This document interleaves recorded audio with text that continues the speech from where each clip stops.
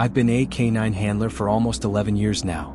My partner is a 5-year-old Belgian Malinois named Luna. She's trained in tracking, narcotics detection and apprehension, and she's absolutely solid. She doesn't spook easily. I've taken her into crack houses, abandoned warehouses, woods at night during manhunts, and she's always steady.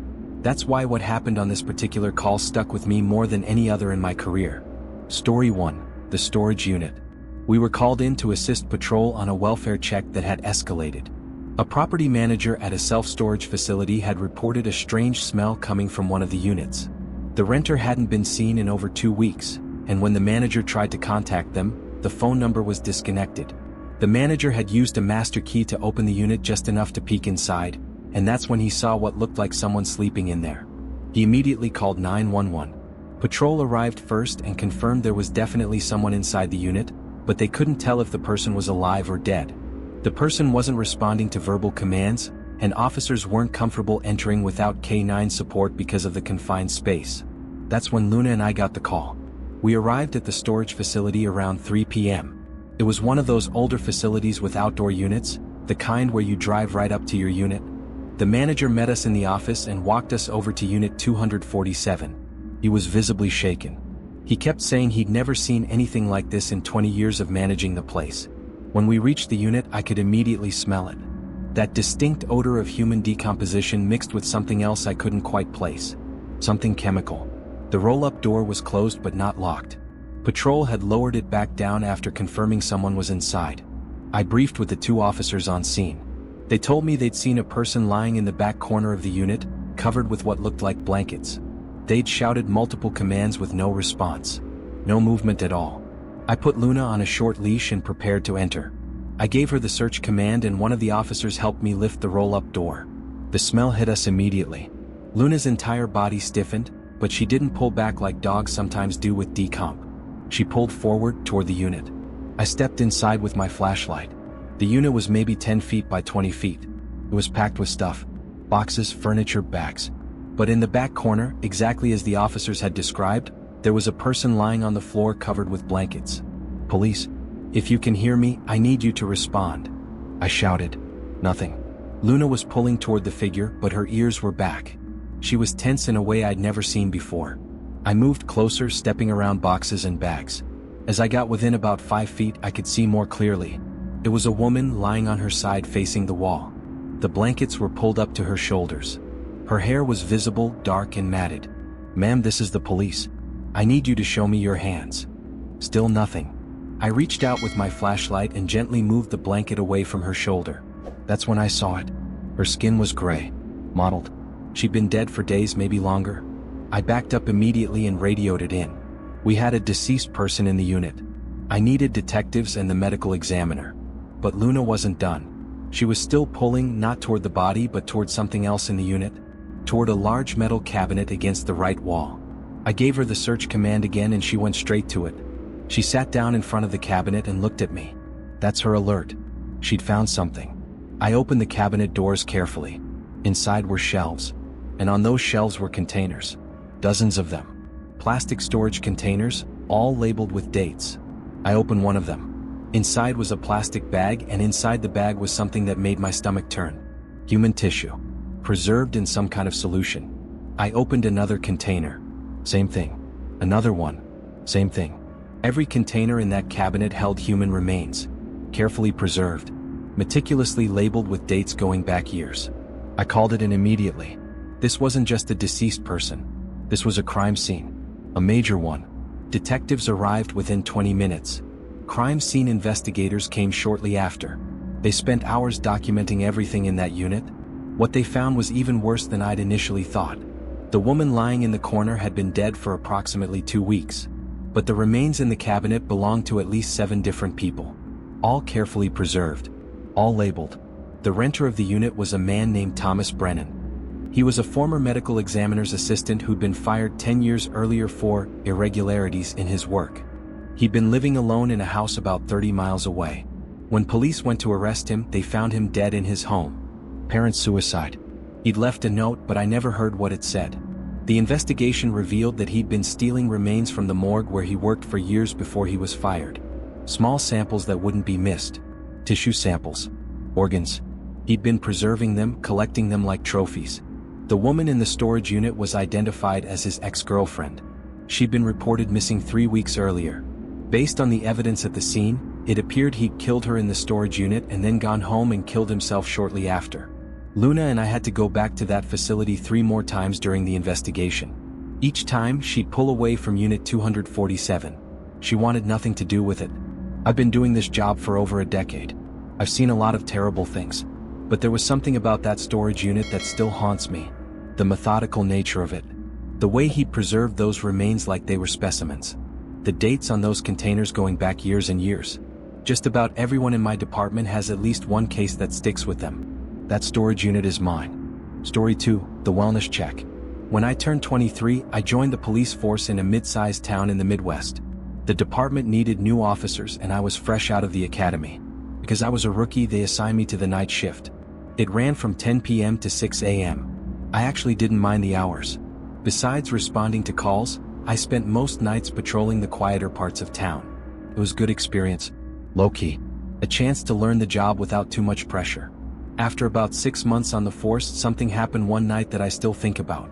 It was around 2:30 a.m. on a Tuesday. Dispatch sent me to do a welfare check at an apartment complex on the east side of town. The caller was the upstairs neighbor.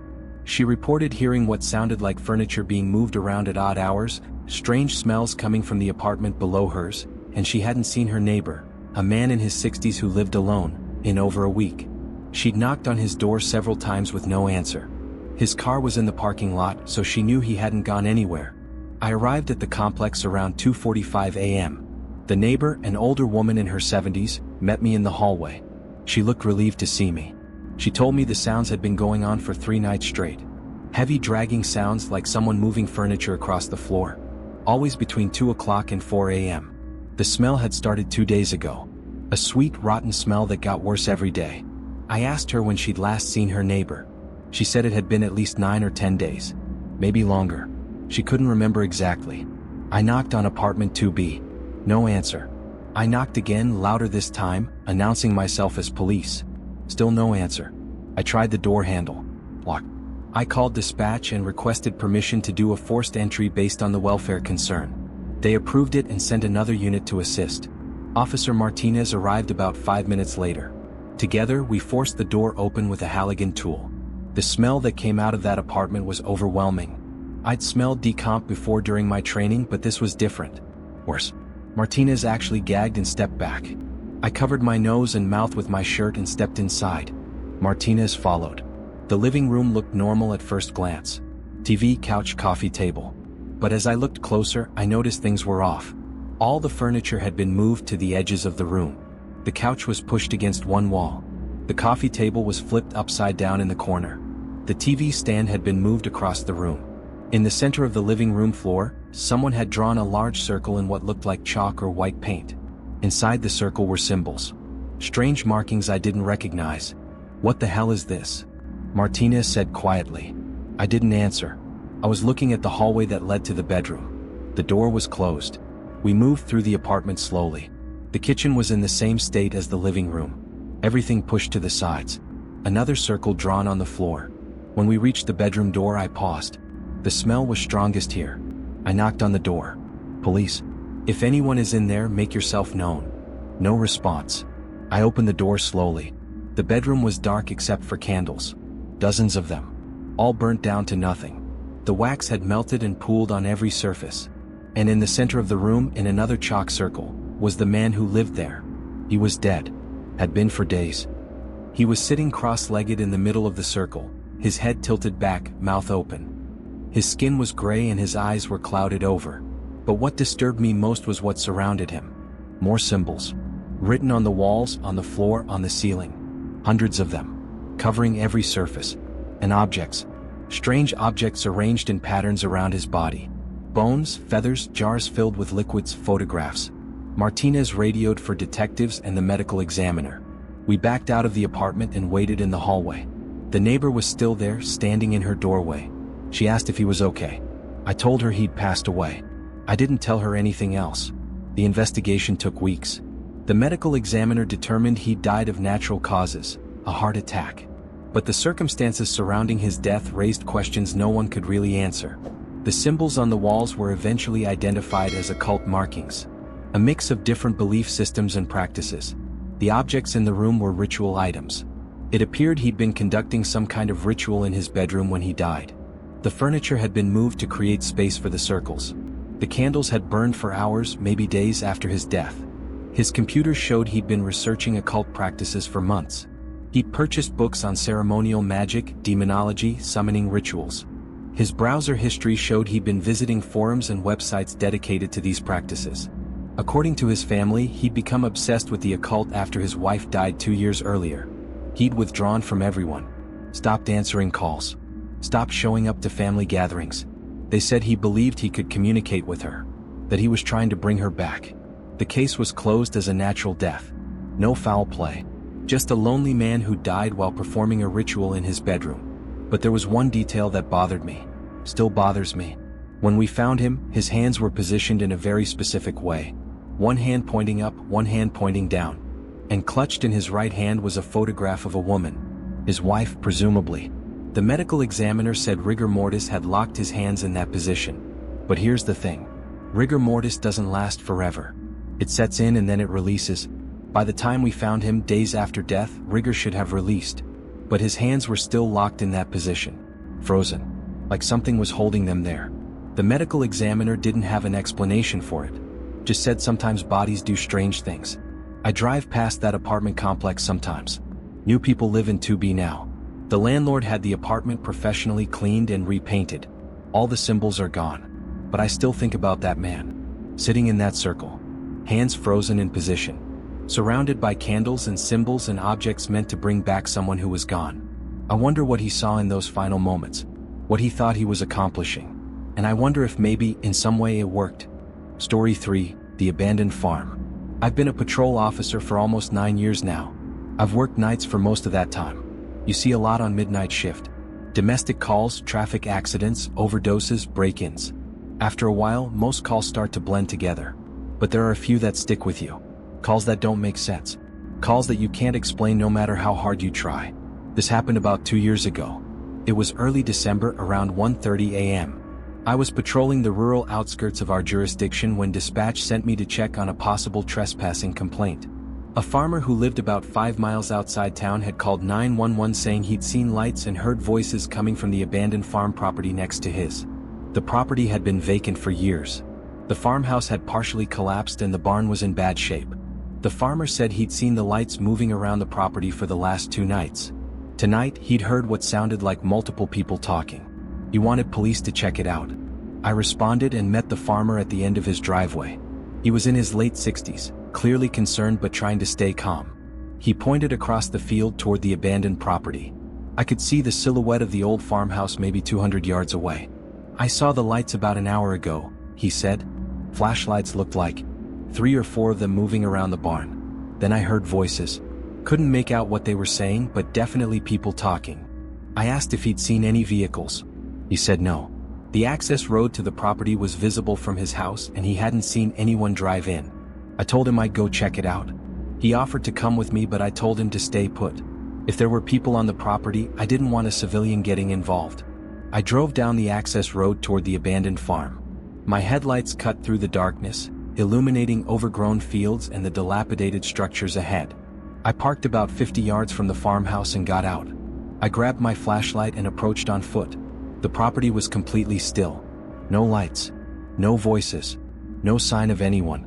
I swept my flashlight across the farmhouse. Most of the roof had caved in. Windows were broken. The front porch was sagging and looked ready to collapse. I moved toward the barn. It was in slightly better shape but still structurally unsound. The large doors were hanging open. I called out, "Police, if anyone is on this property, make yourself known." No response. Just wind moving through the empty structures. I stepped into the barn cautiously. My flashlight beam swept across the interior. Empty stalls. Rotted hay. Rusted farm equipment covered in decades of dust. And then I saw them. In the far corner of the barn. 5 figures standing in a circle. My heart jumped. I drew my weapon and aimed my flashlight directly at them. "Police, don't move. Show me your hands." They didn't move. Didn't respond. I moved closer, weapon raised, flashlight steady. As I got within 15 feet, I realized what I was looking at. Mannequins. 5 full-sized mannequins arranged in a perfect circle in the corner of the barn. I lowered my weapon slightly, confused. What the hell were mannequins doing in an abandoned barn? I approached them slowly. They were old, the kind you'd see in a department store from decades ago. But someone had dressed them, put clothes on them, positioned them specifically. Each mannequin was facing inward toward the center of the circle. And in the center of the circle was a small wooden box. I stepped into the circle and crouched down to examine the box. It was hand-carved, ornate. There was a latch on the front but no lock. I should have called for backup. Should have waited. But I didn't. I opened the box. Inside were photographs. Dozens of them. Polaroids. All showing the same thing. People. Real people. Standing in this exact spot. In this exact circle. Where the mannequins now stood. I shuffled through the photographs. Different groups of people. Different time periods based on the clothing and photo quality. But always the same number. Always 5 people. Always standing in this circle. The most recent photo looked like it had been taken within the last few years. 5 people, 3 men and 2 women, standing exactly where the mannequins were now positioned. I radioed for backup and requested a detective. While I waited, I looked around the barn more carefully. That's when I noticed something I'd missed before. The floor beneath the circle. It was stained. Dark stains that looked like they'd been there for years. Decades maybe. And carved into the wooden floor, barely visible under the dirt and straw, were symbols. The same symbols I'd seen in that apartment with the dead man 2 years earlier. Backup arrived about 10 minutes later. 2 units and a detective. I showed them what I'd found. The detective took the box of photographs and documented the scene. The mannequins were removed and taken as evidence. The barn was processed for any other evidence. The investigation went nowhere. The photographs couldn't be traced. The people in them couldn't be identified. The mannequins were old but generic, no way to determine where they came from or who placed them there. The property owner, a bank that had foreclosed on the farm 15 years earlier, had no knowledge of anything on the property. They hadn't been out there in years. The symbols on the floor were analyzed but no conclusions could be drawn. Like the previous case, they appeared to be occult in nature. Ritual markings. The case was eventually closed as suspicious activity, origin unknown. No crimes could be proven. No victims identified. But here's what bothers me. What keeps me up at night sometimes. A week after we cleared that barn, the farmer called 911 again. He'd seen the lights again. Same location. Same time. Around 1:30 a.m. I responded again. This time with backup already on the way. When we got to the barn, it was empty. We'd cleared everything out. The mannequins were gone. The box was in evidence. The barn was just an empty, dilapidated structure. But in the corner where the circle had been, someone had placed 5 new objects. 5 candles. Arranged in the exact same pattern as the mannequins had been. All of them lit. All of them burning in the middle of an abandoned barn at 1:30 in the morning. We searched the entire property. Every structure. Every field. We brought in K9 units. We searched for hours. We never found anyone. The candles were taken as evidence. The barn was boarded up and posted with no trespassing signs. The property was checked regularly for months afterward. No further incidents were reported. The lights stopped. The voices stopped. Whatever was happening out there just stopped. I still drive past that property sometimes on patrol. The farmhouse has collapsed completely now. The barn is still standing barely. And sometimes late at night I think I see something. A flicker of light in the barn. Just for a second. Then it's gone. I never stop to check anymore. I just keep driving. Some things are better left alone.